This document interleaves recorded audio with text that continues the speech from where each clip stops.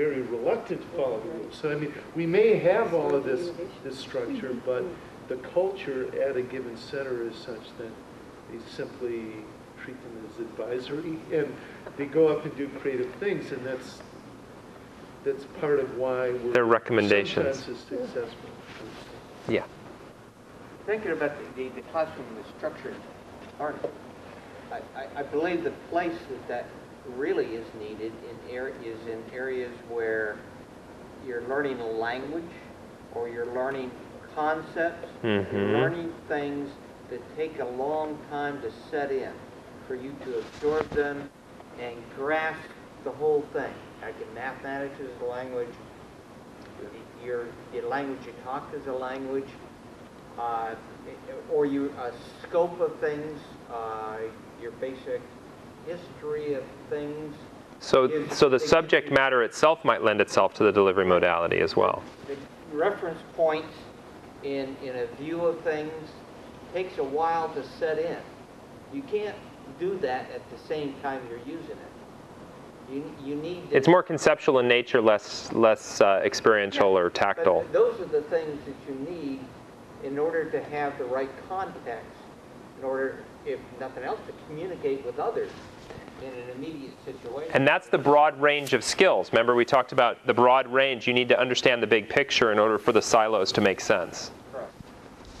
Joe? Well, I was going to say, on an earlier discussion, one of the things that people often used to complain about the Russian army and all was, they don't seem to be able to think on their feet. They just follow the rules.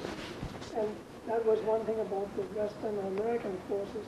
So it's possible that you have a set of rules, but you also need to be innovative. Be innovative. And the other thing is, of course, I think about education here in schools, where for a while people were saying, oh, the new math, you don't have to practice, you don't have to do this, they need concepts. Well, that's not so. I still remember, because of my education in India, trigonometric relationships, which, You haven't used a lot, I can imagine. but I found them very useful in school. So the question is, why must they always think there is one or the other? Even in elementary school, it would be nice to have a combination of classroom and free form and everything. Because people are just going to have to, different people respond differently, and different things work, and nothing works perfectly. Nothing. And if you take away anything from tonight, it's that you can't think one or the other, and that the nirvana sits in between. And it all depends on what approach you take. Can you define a learning object? Because I've got a background in object-oriented design and programming, and a concept of what are the principles in establishing an object. And, there's integrity. Oh gosh, yeah. So SCORE. I mean, there's similar in concept, or yeah, it's your definition of. I mean, there's 15 definitions. So it depends on, SCORM is the shareable content. It's the reusable learning object model, where you have an object of knowledge. It has to have integrity. It has to be taggable, and it has to be, and it can be deliverable in a variety of different ways using multiple platforms. But it typically has an objective. The way I like to just describe it is learn, practice, assess. So the object itself, in order for it to move from working memory into long-term memory, that encoding process occurs through learn, practice, assess.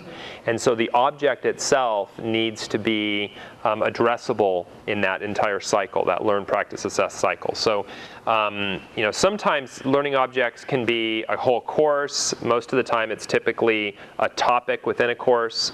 If you look at taxonomy, typically there would be 50 reusable objects in a 40-hour course, for example, so that's 45 minutes. In that 45 minutes, you would spend probably 20 minutes learning, 20 minutes practicing, and 10 minutes assessing.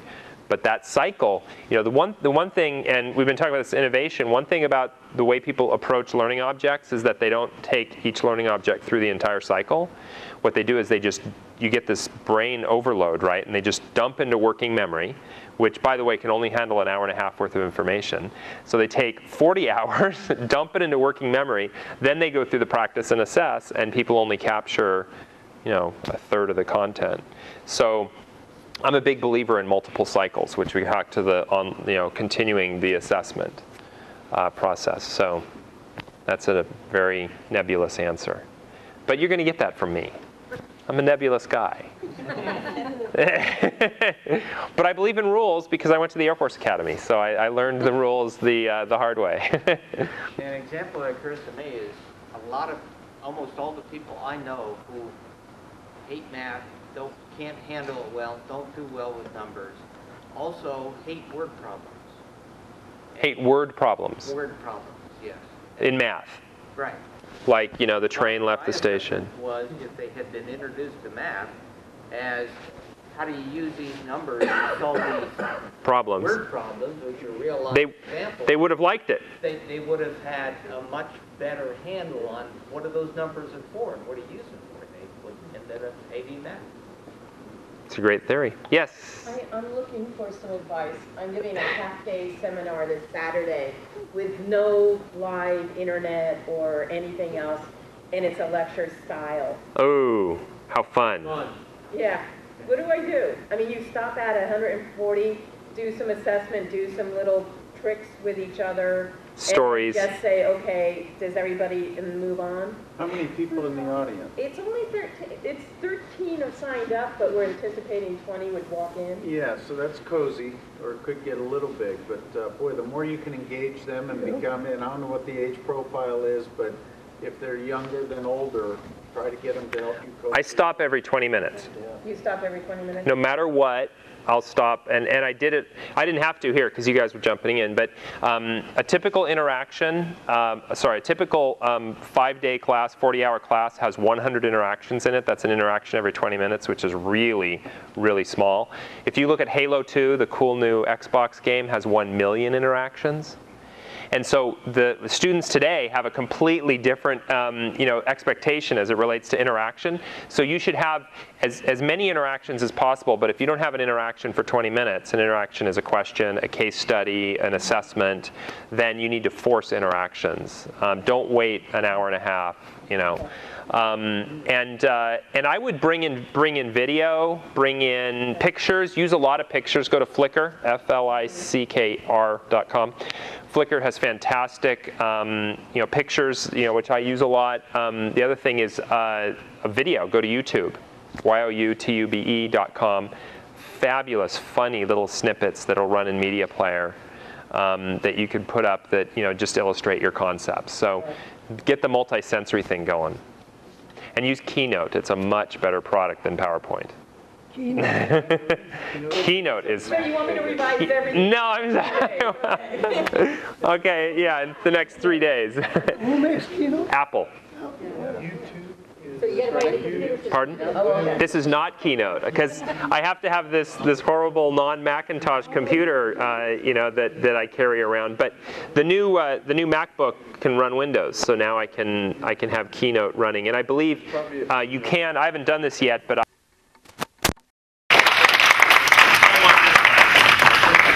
Thank you. You guys were great. Thank you for collaborating. Good luck on Saturday with your presentation.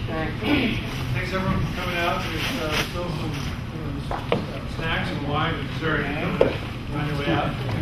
Well, good luck to you in retirement. That's great. You're right. Wonderful your So every retirement. Relevant. Oh, that's great. Peanut strips. It's just about the second of the month.